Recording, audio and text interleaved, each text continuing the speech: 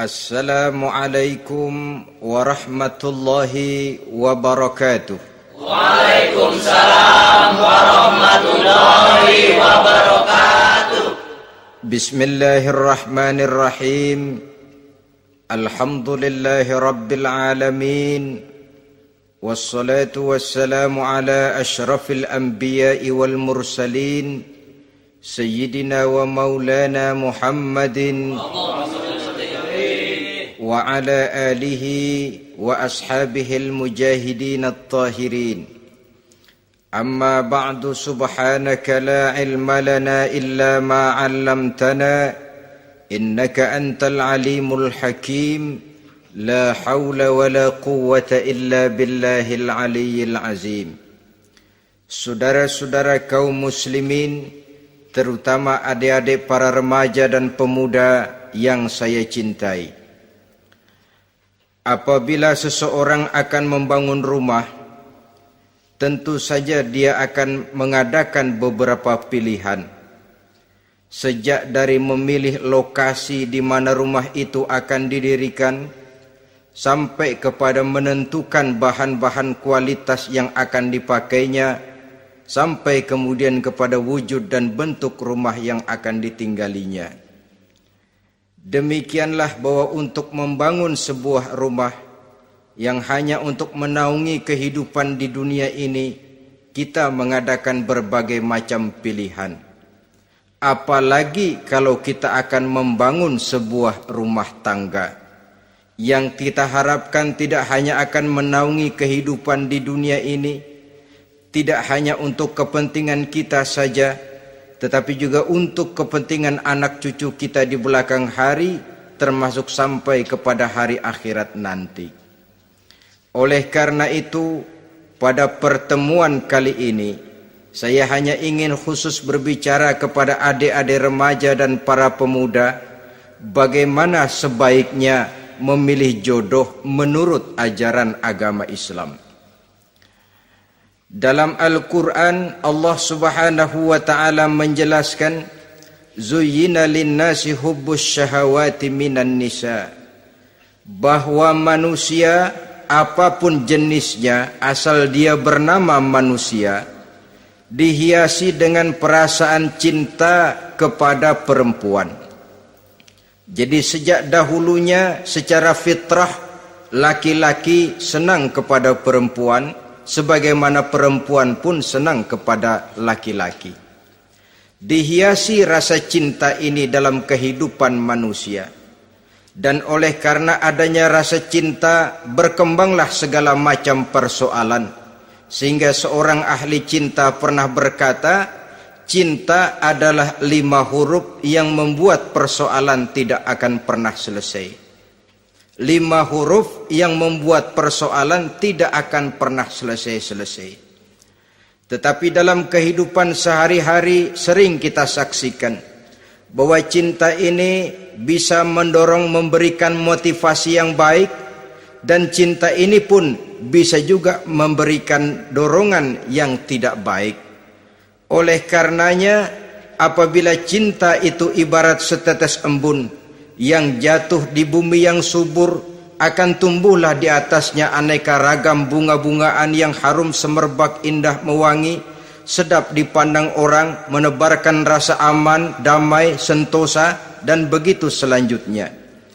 Tapi jika cinta itu jatuh di hati yang gersang dan tandus, tidak ada yang akan dapat tumbuh di sana selain sirih memanjat batu, kuning daunnya, lemah gagangnya, maka cinta yang semacam itu tidak akan memberikan dorongan positif kepada seseorang di dalam kehidupannya. Maka lebih dahulu kita akan membicarakan cinta dalam artian yang positif ini, untuk nanti sampai kepada perempuan yang bagaimana yang harus kita cintai, atau laki-laki yang bagaimana yang harus dicintai oleh seorang perempuan.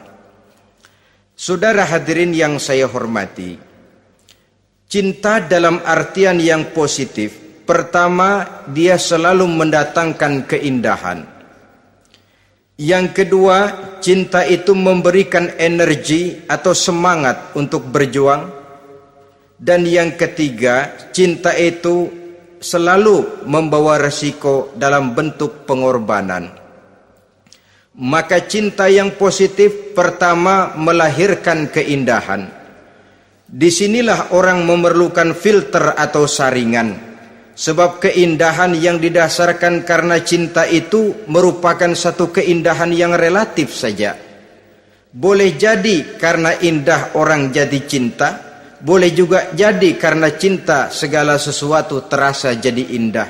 Namun bagaimanapun juga, kalau hati sudah diliputi oleh rasa cinta, segalanya akan terasa menjadi indah. Cinta itu adalah keindahan. Yang kedua, cinta itu energi, melahirkan dorongan dan semangat. Yang lemah bisa menjadi kuat, yang takut bisa menjadi berani, yang jauh jadi terasa dekat. Itu semua karena dorongan cinta. Dan dari energi ini lahirlah yang ketiga, bahwa cinta adalah pengorbanan. Sehingga orang berkata, berani bercinta artinya harus berani berkorban. Takut berkorban, jangan bercinta. Kalau cinta ini kita salurkan kepada nilai-nilai agama umpamanya, yang pertama, cinta mendatangkan keindahan. Kita cinta kepada agama, maka apapun yang diperintahkan oleh agama akan terasa menjadi indah. Solat akan terasa menjadi indah, puasa terasa menjadi indah, zakat terasa menjadi indah, jihad pun akan terasa menjadi indah. Persis kalau kita cinta kepada seorang gadis. Jika kita cinta kepada seorang gadis, apanya saja akan kelihatan menjadi indah. Jalannya terasa indah, lenggang-lenggoknya terasa indah, suaranya merdu padahal cemprengnya bukan main. Seluruhnya akan mendatangkan keindahan karena dasarnya sudah cinta. Cinta membawa kepada keindahan. Yang kedua, cinta itu melahirkan energi. Orang yang cinta kepada agama akan lahir tenaga dan semangatnya melaksanakan ibadah, melaksanakan puasa, melaksanakan zakat, melaksanakan solat, melaksanakan haji, bahkan melaksanakan jihad sekalipun. Cinta selamanya menimbulkan energi dan semangat. Sama saja dengan kita apabila jatuh cinta kepada seorang gadis, walaupun rumahnya jauh, katanya, gunung pun akan kudaki, lautan pun kuseberangi. Untuk apa itu? Untuk menemui apa yang kita cintai. Cinta selamanya melahirkan energi. Capek tidak terasa, lelah tidak terasa, semuanya tertutup oleh keindahan yang bernama cinta. Lalu yang ketiga, cinta membawa pengorbanan. Apabila kita cinta kepada agama, maka pengorbanan terhadap apapun yang diminta oleh agama, baik itu pengorbanan waktu, tenaga, pikiran, harta, bahkan pengorbanan nyawa sekalipun, kita tidak akan berat melaksanakannya karena cinta kita kepada agama yang kita anut ini. Demikian juga cinta kita kepada seorang perempuan akan membuat kita rela berkorban. Apapun yang dia minta, jangankan kita tidak mampu, jangankan kita mampu, kita tidak mampu sekalipun, kita masih berusaha untuk mampu guna memenuhi tuntutan si buah hati belahan jantung. Kadang-kadang malam minggu si doi ngajak nonton. Umpamanya duit tidak ada, gajian belum, kerja enggak. Timbullah inisiatif, entah sepatu kita jual ke tukang loa, entah celana mampir dulu ke tempat lain. Yang penting kita berkorban untuk memenuhi permintaan si buah hati belahan jantung. Ketika itu pengorbanan sudah tidak kita rasakan lagi. Bahkan pengorbanan yang paling pedih sekalipun, dalam gurau, dalam bercanda misalnya, dicubit kita oleh kekasih kita, pedih bukan main, terkelupas kulit, mengalir darah, bukan nangis, nyengir. malah kadang-kadang minta tambah dicubit lagi. Itulah romantikanya cinta, sanggup membuat orang berkorban, melahirkan energi dan semangat, menambah keindahan dalam kehidupan, sepanjang dia dalam artian yang positif. Kalau demikian masalahnya, di dunia yang penuh dengan perbenturan nilai sekarang ini, orang sering salah jalan bagaimana memilih jodoh untuk membangun rumah tangga yang bahagia. Jangan lupa bahwa membangun rumah tangga ini bukan hanya untuk 1-2 bulan, bukan hanya untuk 1-2 tahun, bahkan bukan cuma untuk kehidupan dunia, lebih daripada itu pun untuk menunjang kebahagiaan di akhirat.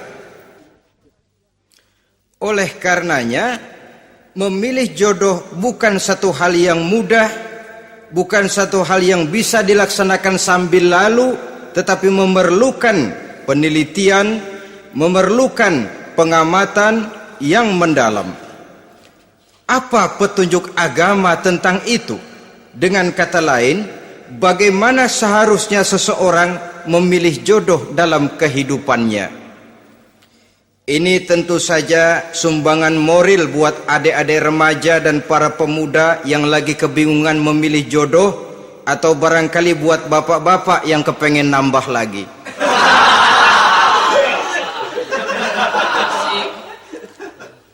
Mohon maaf kepada ibu-ibu, saya tidak menganjurkan, cuma ngajarin. Yang pertama, menurut Nabi, nikahilah perempuan itu karena rupanya, karena hartanya, karena keturunannya, dan karena agamanya. Ada 4 motif utama di sini. Pertama, memilih jodoh, lihatlah rupanya. Lagian siapa yang kepengen dapat jodoh rupanya nggak karu-karuan? Cari rupa yang cantik, indah, dan menawan. Namun jangan lupa, saya katakan di zaman di mana sering terjadi benturan nilai seperti sekarang ini, orang sulit untuk mendapatkan keaslian.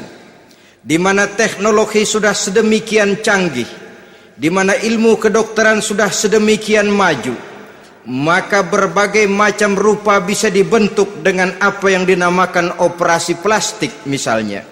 Yang pesek bisa dibikin mancung, kuping yang kelebaran bisa dibikin sedang, pipi yang kembung sebelah bisa dibikin rata, janggut yang tidak menarik bisa dibikin bak lebah bergantung katanya. Oleh karena itu, kalau pilihan hanya tertuju kepada rupa yang cantik saja semata-mata, kita sudah melakukan satu kesalahan yang sangat besar. Sebab apa? Diperingatkan oleh Nabi melalui hadis Ibnu Majah, Bazar dan Baihaqi dari Ibnu Umar. Janganlah kamu kawini seorang perempuan karena kecantikannya, sebab kecantikan boleh jadi akan mencelakakan. Jangan juga kamu kawini perempuan karena hartanya, sebab kekayaan biasanya akan mendatangkan kesombongan. Tetapi kawinilah karena agama dan akhlaknya, karena itulah yang akan membawa kepada kebahagiaan. Saudara-saudara kaum muslimin, terutama adik-adik remaja dan para pemuda, dikala usia puber, apalagi mata baru terbuka, awal balik namanya, remaja sering kehilangan filter. Pokoknya asal ngelihat rupa yang sudah lemot, denok, geboy, pikiran pun hanyut, malam terkenang, siang terbayang, tidur tak nyenyak, makan tak enak katanya, selalu terbayang wajah si doi. Dikala itu orang kehilangan pertimbangan bahwa rupa yang cantik kadang-kadang sering menipu.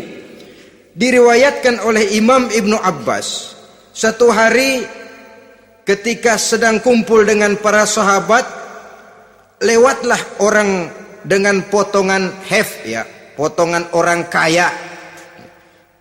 Kelihatan kan, orang kaya sama orang miskin jalannya aja lain kan? Jalannya saja, jangan gaya hidupnya, jalannya saja lain. Lewat dia, Rasul bertanya kepada seorang sahabat, menurut pendapatmu bagaimana orang yang lewat itu? Kata sahabat, oh, yang lewat ini ya Rasul, kalau dia meminang perempuan pasti diterima. Kalau dia menolong orang pasti berhasil. Kalau dia ngomong pasti didengerin. Kenapa? Orang kaya. Orang kaya ya Rasul. Kalau dia minang, perempuan mana yang kagak bisa menerima kalau dipinang oleh orang kaya? Biar mukanya udah belipet kayak dompet tanggung bulan. Kalau memang duitnya banyak, nggak kelihatan tuh muka yang belipet, yang kelihatan duit. Kalau dia nolong orang, pasti berhasil apa yang dia tolong itu. Kalau dia ngomong, pasti didengerin orang, walaupun omongannya biasa-biasa saja. Kenapa? Orang lihat penampilannya. Sudah, ketika orang itu lewat, beberapa lama kemudian lewat lagi seseorang yang kelihatannya miskin. Rasul tanya lagi, kalau orang ini bagaimana pendapat kamu? Wah, potongan begini sih Rasul, kalau dia minang orang tolak. Siapa yang mau kawin sama kere begini? Kalau dia nolong orang pasti nggak berhasil. Kalau dia ngomong kagak bakalan ada yang mau dengerin. Siapa yang mau dengerin orang susah ngomong? Setelah orang itu lewat, apa kata Rasul? Orang yang terakhir yang lewat ini, yang barusan lewat, jauh lebih baik dari yang pertama yang lewat tadi. Jauh lebih baik. Maksud dari ucapan ini, Rasul sebenarnya mendidik para sahabat jangan tertipu oleh penampilan. Sebab penampilan tidak selamanya mencerminkan keaslian. Apalagi di zaman sekarang, salon di mana-mana bejibun. Alis mata bisa dibikin, pipi bisa dicat, yang pinggir kuning, yang tengah merah, di sebelah merah ada yang kehitam-hitaman, persis orang kepentok tiang listrik.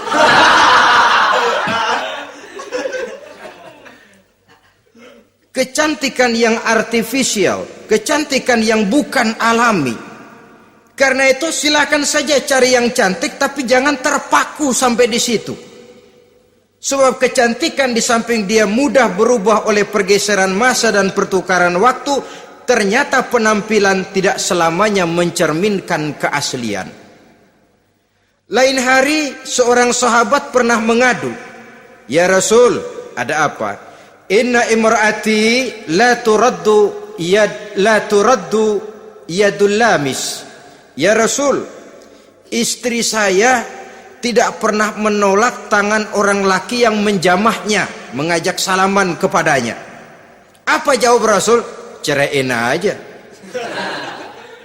Tapi hati saya berat ya Rasul, saya cinta betul sama dia. Ya kalau hatimu berat, jaga dia baik-baik. Nah, dari riwayat ringkas ini kita ambil satu perbandingan. Memang punya istri berwajah cantik itu kadang-kadang si malakama kalau imannya tidak kuat. Si malakama, kita diemin aja, binal, makan hati, nggak aman, nggak tentram. Jangan-jangan saya berangkat ke kantor, dia ngompreng. Buah si malakama, seperti orang tadi, ya Rasul, istri saya kelihatannya sebenarnya tidak negatif maksudnya ini, cuma bersalaman, tapi terlalu ngobrol. La turaddu yadul lamis, tidak pernah menolak orang yang ngajak salaman. Ya sekedar salaman. Tapi kan awalnya dari salaman. Kalau sudah salaman kan strum bisa ngederdet dari tangan situ. Kata Rasul sederhana saja, ya kalau memang begitu ceraiin. Saya nggak kuat Rasul, saya cinta betul sama dia. Kalau kau tak kuat berpisah dengan dia, jagalah dia baik-baik. Ajar, didik, tanamkan rasa keagamaan di dalam hatinya. Saudara-saudara kaum muslimin, jadi rupa yang cantik tanpa didasari oleh nilai-nilai agama akan membuat seorang suami di rumah tangganya seperti si malakama. Seperti berhadapan dengan buah si malakama kalau tidak diiringi dengan nilai-nilai moral yang luhur dan bekal agama yang tangguh. akan pergi jauh dari rumah rasanya tidak aman, sedangkan di rumah saja siapa yang akan mencari nafkah, dan begitu selanjutnya. Orang tadi jelas berhadapan dengan buah si malakama, didiamkan, makan hati. Sebab maaf, kalau seorang suami sudah tidak punya rasa cemburu terhadap istrinya, itu kan yang disebut dayus. Dan dayus itu jangankan masuk surga, bau surga saja dia tidak dapat. Tapi cemburu dalam artian bukan cemburu buta, cemburu dalam artian yang wajar. Dia cemburu, akan dikerasi, takut kalau istrinya minta cerai, sedangkan dia cintanya sudah kadung medok bener.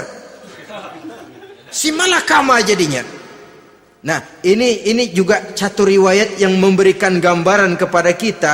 Pilihan, silakan cari rupa yang cantik saja, cari yang cantik. Tapi kalau itu dijadikan motif utama tanpa dasar-dasar agama, saya khawatir nanti rumah tangga kita akan berhadapan dengan buah si malakama. Jadi adik-adik remaja, usaha, ikhtiar, cari yang cantik, yang kira-kira nggak membosenin, supaya kita betah tinggal di rumah, supaya kita merasa ada tempat berbagi rasa, ada tempat kita bernaung. Sebab kalau nyari bini sebini-bininya mah, ya jodoh di tangan Tuhan, kagak usah nyari juga ntar datang diri umpamanya.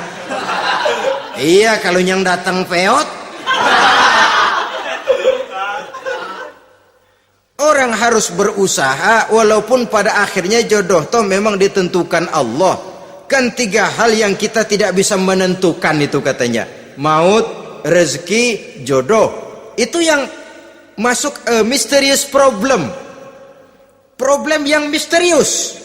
Maut, misterius. Kapan kita mati, kita sendiri tidak tahu. Tahun depan, 50 tahun lagi, 100 tahun lagi, tidak pernah seorang pun diberitahu. Tapi yang pasti dia bakal datang. Kapan dan di mananya, kita tidak tahu. Bisa di rumah, bisa di masjid, ya alhamdulillah. Bisa di majelis taklim, syukur. Bisa di medan perang membela agama, bagus. Pasti dia akan datang. Maut, mysterious problem, sesuatu yang kita tidak tahu kapan datangnya. Rezeki gitu juga, sehingga orang sering bilang rezeki katanya kayak bayangan. Kita uber-uber dia lari, kita diam dia mah diam. Setengah mati kita uber-uber, emang ukuran segitu aja. Begitu kita nggak ngapa-ngapain, datang yang bawain rezeki. Namanya rezeki itu mysterious problem. Kadang-kadang ngobek sungsang sumbul, udah segala tanah orang kita ukur-ukurin. Udah segala ngomong sudah nggak ada yang loh, tuh sudah buta. Tapi memang bayangan, kalau belum rezeki ya belum. Kadang-kadang nyari kode sampai tidur di kuburan, belepotan tanah kuburan loh. Yang aneh lagi kadang-kadang orang gila ditanyain. Allahu Akbar, ini kode-kode zaman sekarang ini. Sampai orang waras nanyain orang gila, itu gimana itu? Ini sudah efek yang betul-betul negatif. Sudah jelas orang gila kok ditanya. Apa kira-kira yang nanya nggak lebih gila dari yang gila itu?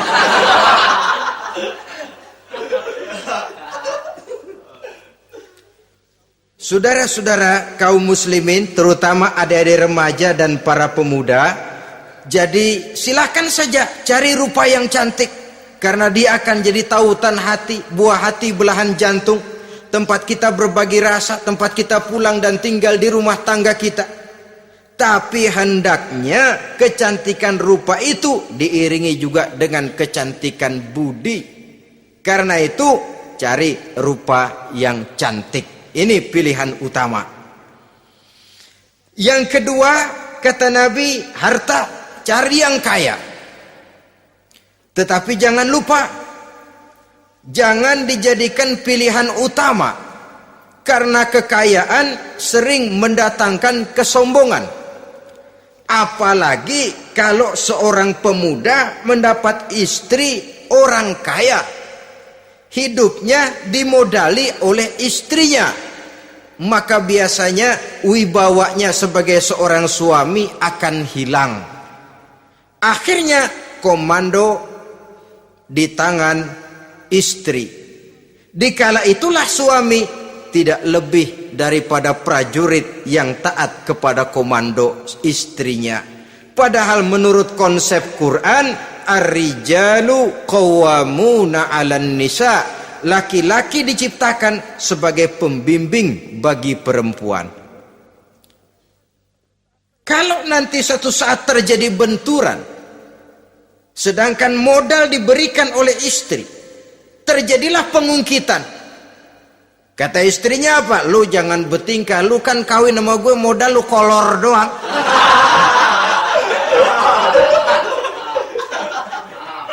Kalau sekarang bertingkah, silakan keluar rumah.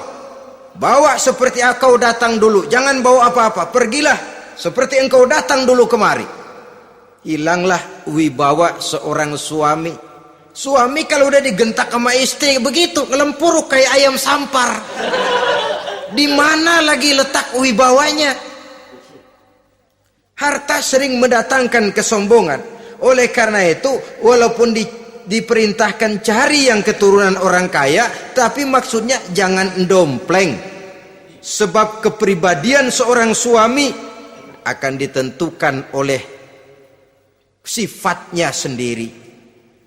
Keberadaannya ditentukan oleh karya dan perbuatannya sendiri. Itulah yang akan menampilkan kepribadian dia dalam kehidupan di masyarakat ini. Saudara-saudara kaum muslimin, terutama adik-adik remaja dan para pemuda, kan kadang-kadang di zaman sekarang kan kelas-kelas gigolo, playboy ya, nyari tante-tante kesepian, mejeng-mejeng di pinggir-pinggir jalan dengan harapan apa? Ya barter lah, tukar tambah. Nah, supaya dapat rokok, dibelikan pakaian, motor dan sebagainya. Tapi yang jelas hilang harga diri sebagai laki-laki, dan itu yang paling mahal. Kalau seorang laki-laki sudah kehilangan harga diri, apalagi yang bisa dibanggakan dalam kehidupan ini? Apa artinya naik mobil kalau kepala tertunduk ke bawah? Apa artinya jalan di tengah masyarakat kalau kita tidak bisa menengadah dengan satu kebanggaan? Hilangnya harga diri merupakan kehancuran awal dari sebuah pribadi yang untuk jangka panjang kita tidak akan bisa lagi berbuat banyak. Tanpa harta orang memang sulit untuk bahagia, tapi harta semata-mata bukan merupakan jaminan bahwa orang lantas akan bahagia. Saya barangkali harus berkata, banyak orang miskin yang kaya, tapi tidak sedikit orang kaya yang miskin. Saya ulangi ini, banyak orang miskin yang kaya, tetapi tidak sedikit orang kaya yang miskin. Nah, bagaimana pengertiannya? Orang miskin yang kaya, materinya sederhana, peralatan rumah tangganya sederhana, tapi hatinya kaya. Oleh karena hatinya kaya, jiwanya lapang. Sebaliknya, orang kaya yang miskin, di tengah kelimpahan materi yang berlimpah, segalanya serba ada, hatinya yang miskin. Kelimpahan materi tidak akan sanggup mengobati kemiskinan hatinya. Sehingga di tengah kehidupan yang serba ada, dia masih merasa kurang, maka dia tidak pernah cukup. Di tengah kemilauan dan gemerlapan serta glamornya rumah mewah, dia merasa hidup di tengah gurun pasir yang gersang dan tandus. Karena itu, biarlah miskin harta tapi kaya budi, daripada kaya harta tapi miskin budi. Lebih utama lagi kaya harta, kaya budi. Itu idealnya. Dasar pilihan ketiga sesudah rupa dan harta menurut Nabi, keluarga. Faktor keturunan sangat menentukan. Pepatah mengatakan, buah apel akan jatuh tidak terlalu jauh dari pohonnya. Biasanya kalau bapak kalong, anak kampret. Bapak nyolong, anak nyopet. Itu fotokopi. Saudara-saudara, sungguh pun demikian, faktor keluarga bukan merupakan yang paling dominan, karena segalanya memang bergantung kepada hidayah dari Allah Subhanahu wa ta'ala. Kalau hidayah datang, bisa saja anak maling bisa jadi kiai. Kalau hidayah datang, bisa saja anak Nabi malah ikut bersama orang-orang kafir. Pada akhirnya orang mau besar atau tidak bukan dengan jalan menyempeng kepada keturunan orang lain, tapi ditentukan oleh kepribadian dirinya sendiri. Tidak bisa kita menjadi besar dengan menyebut kebesaran orang lain. Itu sebabnya dicontohkan oleh Imam Ali pada saat beliau berkata, laisal fata may yaqulu kana abi walakinnal fata may yaquluha anadha. Anak muda yang gentleman adalah anak muda yang berani berkata, inilah saya. Bukan anak muda yang membanggakan leluhurnya. Ini kan zaman sekarang ini lagi ngetop-ngetopnya lagu-lagu cengeng katanya dah. Sebenarnya menurut saya bukan cuma lagu cengeng yang jadi masalah. Lagu cengeng cuma satu efek dari sikap yang lebih utama dari itu, yaitu mental cengeng. Kalau mental sudah cengeng, apapun yang kita lakukan akan jadi cengeng. Tidak cuma lagu, kebudayaan yang lahir akan kebudayaan cengeng. Jadi pengusaha cengeng, jadi pejabat cengeng, jadi kiai cengeng. Kenapa? Mental cengeng. Di antara mental cengeng itu apa? Mengandalkan fasilitas atasan. Kalau tidak ada fasilitas dari atas, lantas tidak bisa berbuat apa-apa. Cengeng. Menjadi besar bukan karena karier pribadi, tapi karena nasib katrolan. Itu pun termasuk mental cengeng. Sedikit gagal, bagaimana sedikit jalan buntu, sedikit deadlock, lu ngapain lu melulu? Saudara hadirin yang saya hormati, jadi lebih penting dari sekedar lagu-lagu cengeng, saya malah lebih suka bicara mental cengeng ini. Mental yang cepat putus asa. Mental yang tidak mau mengeluarkan usaha maksimal. Mental yang hanya mengandalkan fasilitas. Sedangkan pribadinya tidak lebih daripada pribadi sumuhun dawuh, pribadi kulo nuwun, pribadiku maha juragan wae, pribadi oke bos, pribadi asal bapak senang. Bukankah itu semua merupakan cermin dari mental-mental yang cengeng, yang untuk jangka panjang tidak akan pernah menguntungkan daripada pembangunan bangsa dan negara yang kita cintai ini. Seseorang mau besar atau tidak bukan dengan jalan menyempeng kepada kebesaran orang lain. Bahkan Syauqi dalam sebait syairnya yang lebih tegas mengatakan, wa syarrun nasi zu khumulin iza fakhartahum zakarul jaduda wa syarrun nasi wa khairun nasi zu syarafin qadimin aqama li nafsihi syarafan jadida. Generasi yang paling jelek adalah generasi pemalas. Kalau kelihatan orang lain lebih hebat dari dia, disebut-sebutnya kebesaran nenek moyangnya. Dia sendiri nggak punya prestasi apa-apa. Kerjanya cuma ngandeli kerjanya cuma menggelayuti fasilitas orang tuanya. Tanpa itu dia tidak akan punya nilai dan harga sama sekali. Ini generasi paling jelek.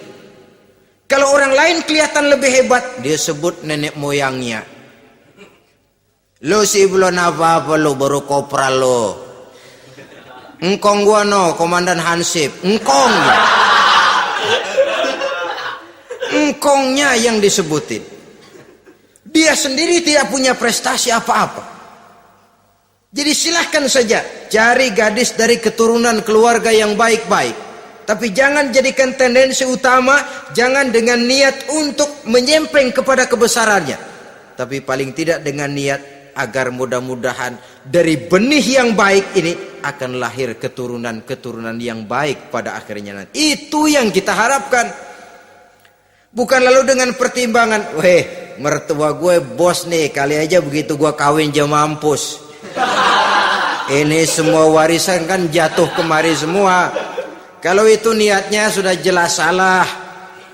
Kita mencari perempuan dengan keturunan-keturunan yang baik dengan berharap agar anak-anak kita nanti yang akan merupakan benih cucunya akan melahirkan kebaikan-kebaikan seperti leluhurnya dulu. Saudara, pilihan yang keempat kata Nabi, agama. Ini yang paling inti. Kenapa? Agama itu motivasinya moral. Di sini segalanya ditentukan. Rupa yang baik, harta yang banyak, keluarga yang luhur. Kalau sudah dilandasi oleh agama yang rapuh, bahkan tidak beragama sama sekali, ketiga hal di atas tadi hanya akan mendatangkan malapetaka. Sekarang kan kita tertipu oleh penampilan, padahal penampilan belum tentu kenyataan. Di jalan-jalan kita akan lebih terpesona melihat gadis pakai miniskirt di atas lutut ketimbang kita melihat gadis-gadis yang pakai jilbab. Kalau sudah pakai jilbab keliwat, yang usil banyak banget, bau sorga nih. Bau sorga katanya.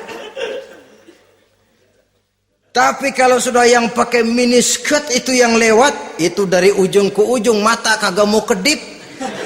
Laler nemplok di mata kagak dirasain. Kita terpesona oleh penampilan zahir, padahal penampilan belum tentu memantulkan hal yang sebenarnya. Tapi memang itulah watak manusia. Watak manusia, saya katakan manusia tanpa kecuali. Tetapi bergantung kepada pemikiran jangka pendek atau jangka panjang.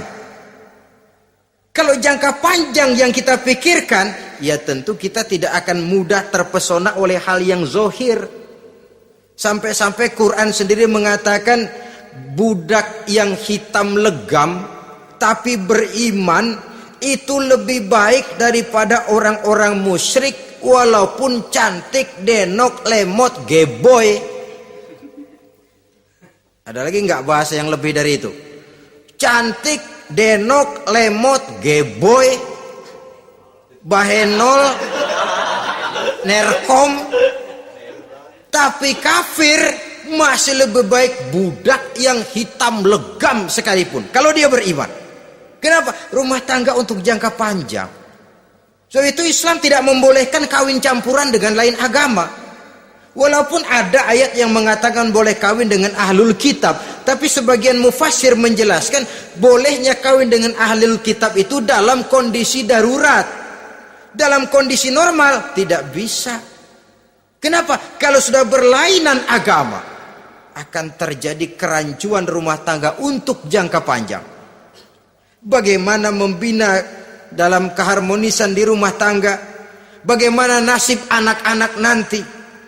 Kadang-kadang ada keluarga, kami sih keluarga modern.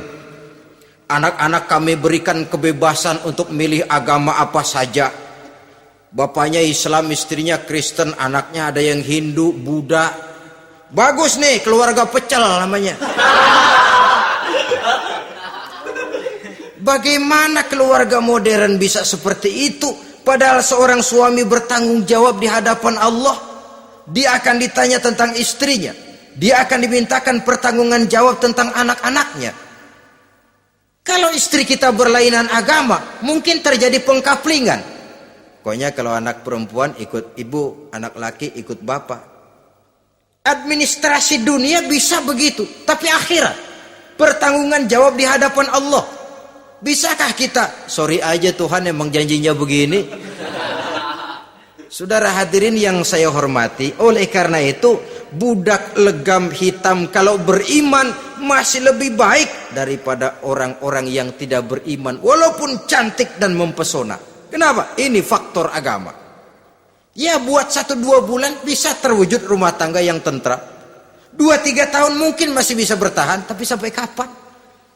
Sampai kapan itu akan terwujud? Pada akhirnya akan muncullah dilema yang akan sulit buat diatasi.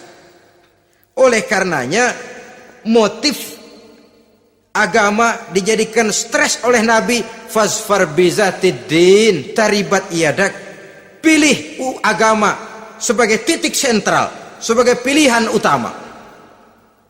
Kalau agamanya kuat, walaupun rupanya sederhana, tapi karena nilai agamanya kuat, dia bisa menyenangkan hati suaminya. Dia bersolek untuk kepentingan suaminya. Dia taat kepada suaminya. Harta, dia anak orang kaya untuk membantu perjuangan suaminya. Tapi kalau tidak ada modal agama, rupa yang cantik bisa menyengsarakan suami. Apalagi kalau suami kere. Istrinya sudah cantik, kaya ataupun tidak kaya kadang-kadang. Udah, suaminya suruh ngempuk di rumah, bininya yang kerja. Ya kalau kerja mendingan kalau dikerjain itu.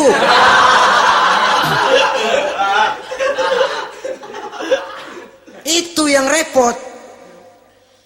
Saudara hadirin yang saya hormati, dan ini bukan satu dua kasus. Alangkah malangnya kalau sudah terkena hal seperti itu. Akhirnya seperti pengaduan sahabat kepada Rasul tadi. Mau diceraiin, cinta saya udah medok benar Rasul. Enggak diceraiin, hati saya ngebet, pegel. Si malakama akhirnya. Jadi oleh karenanya agama.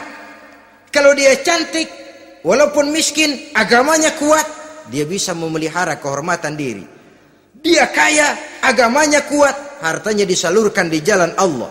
Karena itu agama jadikan pilihan utama. Dan ukuran agama itu bukan cuma jilbab loh. Ya kadang-kadang ada juga yang jilbabnya nggak pernah lepas, tapi kadang-kadang akhlaknya lebih binal dari yang kribo.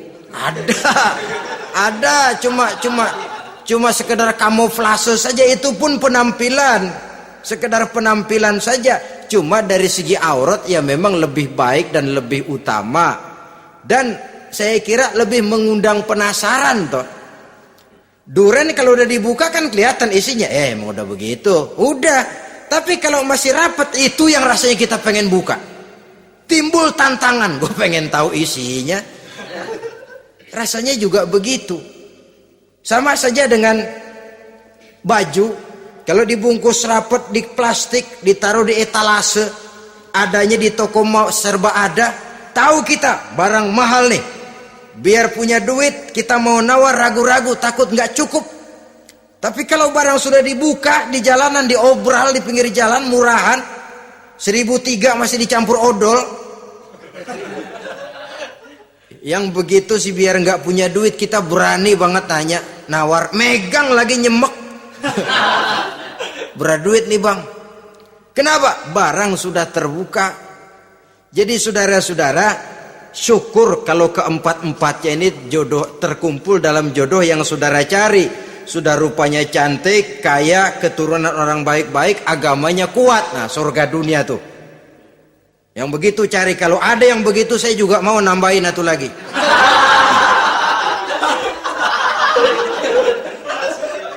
Tapi yang kumpul keempat-empatnya ini terus terang saja langka. Makhluk langka ini. Kadang-kadang cantik, kaya, keluarganya hebat, agamanya nol, akhlaknya kayak setan. Tapi yang paling celaka kalau empat-empatnya kagak ada. Rupanya jelek, melarat, bapaknya biang maling, kagak beragama lagi. Apanya yang mau dipilih? Mampus saja mendingan. Sudah nggak ada pilihan sama sekali tuh. Sudah nggak ada pilihan sama sekali. Saudara hadirin yang saya hormati, terutama adik-adik remaja. Nah, lalu apa motivasi agama dalam pembinaan ini apa? Agama ini kan memberikan contoh bahwa perempuan yang baik itu, yang kita ingin jadikan dia sebagai ideal dalam pencarian jodoh, tandanya 3. Iza ra'aitaha sarratka, kata Nabi. Kalau dipandang, dia bisa menggembirakan kamu. Kan ini yang penting buat seorang suami. Kalau saudara nanti jadi suami, punya istri yang jadi partner setia mendampingi suaminya. Kalau dilihat nggak membosenin, Kenapa? Dia berdandan untuk nyenangin hati suaminya. Enggak bosenin. Kan kadang-kadang ada bini kalau kita pulang demok aja fotonya.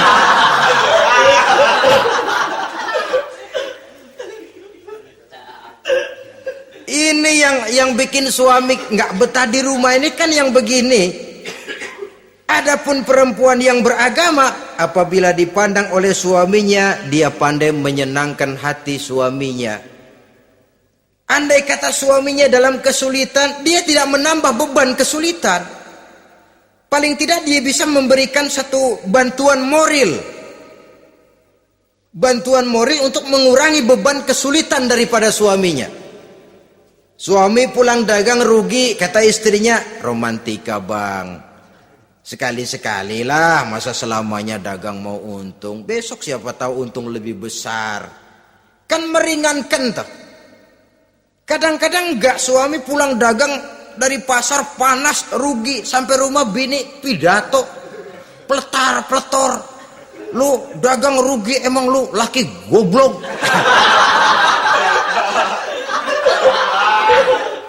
Sudahlah, di pasar rugi, di rumah digoblok-goblokin. Ini nanti kena penyakit broken home yang begini ini. Padahal kesuksesan di kantor, kesuksesan di pasar, kesuksesan di medan tugas selalu dimulai dari kesuksesan dan ketenangan dari rumah tangga. Dia berhias untuk kepentingan suaminya, tidak terlalu berlebihan, dan suaminya pun pandai menghargai istrinya dengan kata-kata yang menimbulkan gairah dan semangat. Melihat istrinya bersorak, kamu makin cantik saja. Jangan juga kadang-kadang suami ketus. Ngelihat daksu pulang kantor, lihat suaminya, istrinya dandan rapi, tumben lu mau bekasin apa? Mau bekasin katanya. Artinya apa ini? Pandai mengembirakan, bisa tenggang rasa, bisa berbagi rasa. Sehingga suami merasa ada tempat dia bertukar pikiran, ada tempat dia membicarakan persoalan. Dialog dalam kehidupan berumah tangga itu sangat diperlukan. Iza ra'aitaha sarratka, kalau dipandang dia sanggup mengembirakan kamu. Dikasih uang 500 senyum, 5.000 pun ketawa, menggembirakan. Dia bisa taruh kata hatinya kesel, tapi mulutnya senyum. Nah ini yang sulit ini. Senyum tapi kesel, kesel tapi senyum. Kadang-kadang istri itu kan kalau sudah kesel, suami pulang nggak bisa dia menyembunyikan kekesalannya. Dari jauh suami sudah lihat ini yang nyambut, ini bemo ini. Udah monyong serem. Saudara hadirin yang saya hormati, yang kedua, bila diperintah dia taat. Ini pengaruh agama. Sehingga Nabi mengatakan, "Lau amartu li ahadin ayyasjuda ila ghairiha, la amartul mar'ata litasjuda ila zawjiha likibari haqqihi 'alaiha." Andai kata saja boleh aku memerintahkan manusia untuk sujud kepada sesama manusia, pastilah aku perintahkan perempuan untuk sujud kepada suaminya. Kenapa? Karena besar hak suaminya kepada dirinya. Untung sujud kepada manusia tidak boleh. Andai kata boleh, perempuan disuruh sujud sama suaminya. Ini tidak perlu sampai sujud, cium tangan saja minta ridho suami. Kadang-kadang perempuan sekarang berat. Paling banter setahun sekali lebaran doang. Laki pulang sembahyang tubruk, cium tangan, minta redo, nangis segala macam. 3 hari habis lebaran beras habis, monyong aja lagi.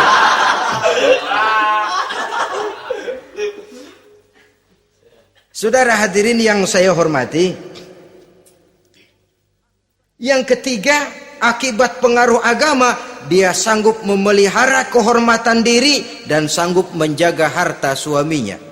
Memelihara kehormatan diri baik pada saat suaminya di rumah atau pada saat suaminya tidak ada di rumah. Satu riwayat, seorang sahabat akan pergi perang jihad di fi sabilillah. Ketika mau berangkat dia bilang kepada istrinya, saya mau berangkat perang. Kalau saya belum pulang kamu jangan keluar rumah. Baik bang. Pergi istrinya, pergi suaminya jihad. 1 minggu, 2 minggu berlalu, belum juga pulang. Satu hari datang utusan dari rumah orang tua si istri ini. Assalamualaikum bu. Waalaikumsalam. Ada apa? Ada berita kurang enak bu. Orang tua ibu sakit parah. Mohon tolong ditengokin. Apa kata si istri? Maaf saja, suami saya belum pulang dari medan perang. Saya belum dapat izin keluar rumah kalau dia belum pulang. Tolong sampaikan maaf saya kepada orang tuanya. Pulanglah utusan tadi. Besok balik lagi. Bu, ada apa? Udah Senin Kemis. Napasnya sudah sampai tenggorokan. Tolong tengokin buat terakhir kalinya bu. Suami saya belum pulang. Dia pesan kalau dia belum pulang saya jangan keluar rumah. Saya nggak bisa tengokin orang tua saya. Salam maaf saja. Pulang utusan itu. Besok balik lagi. Bagaimana? Sudah meninggal bu. Mau dikubur. Tengokinlah buat terakhir kalinya. Suami saya belum pulang. Saya belum berani keluar rumah kalau suami saya belum pulang. Itu janji saya sama suami saya. Pulanglah utusan ini ngadu kepada Rasulullah sallallahu alaihi wasallam. Ya Rasul, ini perempuan kelewatan benar. Dari orang tuanya sakit sampai sekarat, sampai mati, sampai dikuburin dia nggak nengokin. Memangnya kenapa? Suaminya katanya pergi jihad dan suaminya tidak mengizinkan dia keluar rumah kalau si suami belum pulang. Apa jawab Rasul? Marahkah beliau? Tidak, beliau senyum. Apa katanya?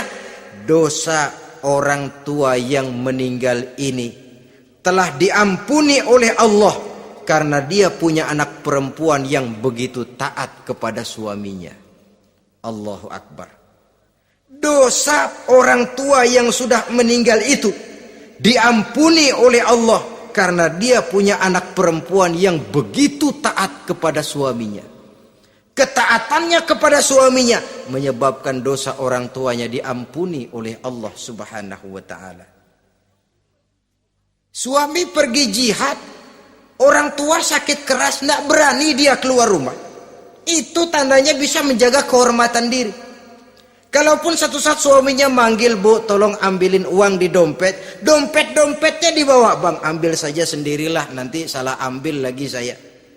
Kadang-kadang enggak, suaminya pergi mandi, dompet berantakan. Saudara hadirin yang saya hormati, ini motivasi agama. Jadi kecantikan zahir yang diimbangi dengan kecantikan batin oleh karena pengaruh agama tadi. Kalau sudah kemari, orang enggak perlu mikir-mikir operasi plastik, bikin yang pesek jadi mancung supaya orang tertarik. Bikin belakang yang kurus jadi menarik. Tidak. Orang tidak perlu lagi pakai susuk-susukan, dipasang di bibir supaya kalau senyum orang gempor, supaya kalau ngomong orang percaya, dipakai di kuping supaya macam-macam. Tidak perlu lagi pakai jompa-jampe, pelet-peletan supaya kalau diludahin orang ngikut. Nggak perlu lagi. Kenapa? Cinta itu nature, sesuatu yang alamiah, yang tidak bisa dipaksakan. Dia kudrati, karunia dari Allah. Tidak bisa cinta dipaksakan. Kalaupun bisa, dengan ilmu pelet, oh saudara bisa membuat orang jatuh cinta. Ya 2-3 hari, 4-50 hari. Kesananya, apa yang akan terjadi? Kelanggengan tidak akan pernah terwujudkan. Kenapa? Keterpaksaan yang akan timbul. Dalam kondisi semacam itu, rumah tangga tidak akan mengalami ketenangan dan ketentraman. Jadi biarkan cinta berjalan secara alamiah, karena dia memang alamiah. Saudara-saudara, nah sekarang kalau sudah ketemu nih, yang 4 tadi, rupa cantik, keturunan boleh, kaya lumayan, agama kuat. Apa yang harus kita cari? Apa yang harus kita lakukan? Apa pakai pepatah anak sekarang? Aku lihat, aku pikat, aku dapat, aku sikat, aku minggat. Bangsat.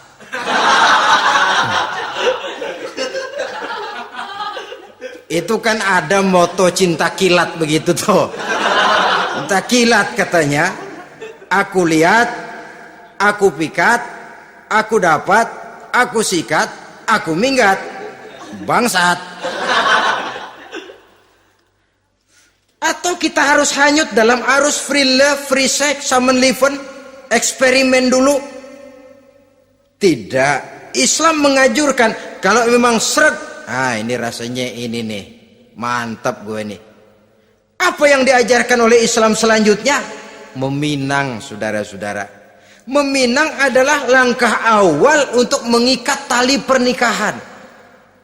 Diizinkan meminang, dan di dalam meminang pun diizinkan untuk melihat. Cuma kalau boleh, ya syaratnya itu waktu melihat itu jangan sampai ketahuan si perempuan yang akan kita pinang itu. Untuk apa kita meminang? Pertama untuk yakin bahwa perempuan yang kita inginkan ini sudah kumpul syaratnya itu, tidak ada cacatnya. Yang kedua, untuk memperkuat tekad hidup berumah tangga, diperlukan meminang. Adapun adat itu berbeda. Tapi bahwa konsep meminang itu dalam Islam ada, itu jelas.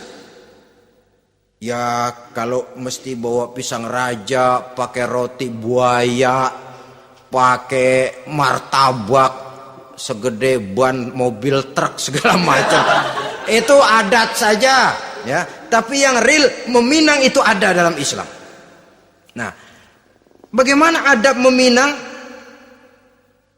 Setelah kita tahu anak ini cantiknya ya, keturunan baik, ya kekayaannya lumayan, agamanya kuat, pinanglah dia. Caranya boleh lihat langsung. Lihat langsung kalau bisa tanpa setahu si perempuan. Dan batas yang boleh dilihat itu muka dan tangan. Itu saja.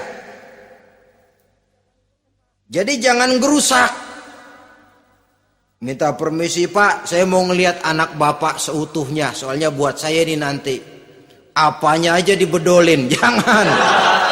Kira-kira yang boleh itu muka sama tangan. Andai kata kita risih, sebab nanti kalau nggak jadi akan jadi timbul rasa malu dan si perempuan juga kasihan. Boleh mengutus perempuan yang kita percaya. Coba kau ke sana, lihat kondisinya yang sebenarnya bagaimana. Kalau ngelihat dari jauh sih utuh, siapa tahu nanti tangannya kurang sebelah. Coba lihat sana. Saudara-saudara, kemudian boleh juga ditanyakan kepada orang tuanya. Dan dalam hal ini orang tua si gadis tidak boleh menyembunyikan aib atau cacat yang dimiliki oleh anaknya. Dia harus menceritakan apa adanya, sampai pun kekurangan anaknya yang paling kecil sekalipun. Sebab apa? Jangan sampai istilah pepatah beli kucing dalam karung.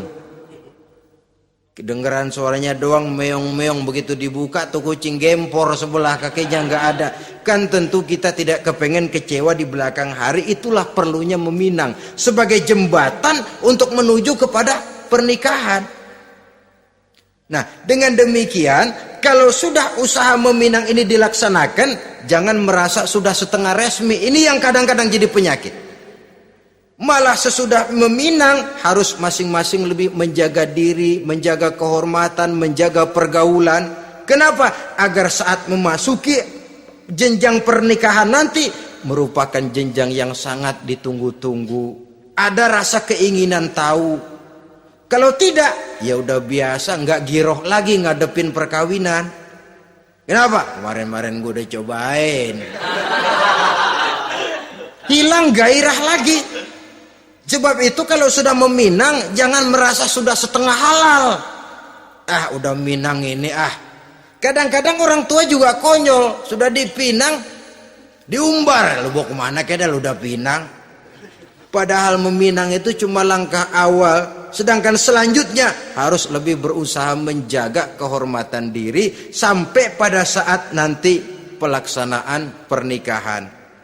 Nah, saudara-saudara, terutama adik-adik remaja dan para pemuda, walaupun agak sekilas memang karena terbatasnya waktu pada pertemuan ini, mudah-mudahan bisa memberikan gambaran yang sepintas tentang bagaimana sebaiknya kita memilih jodoh di dalam membina rumah tangga yang bahagia. Semoga ada manfaatnya. Terima kasih atas segala perhatian. Mohon maaf atas segala kekurangan. Usikum wa nafsi bitaqwallah. Wassalamualaikum warahmatullahi wabarakatuh.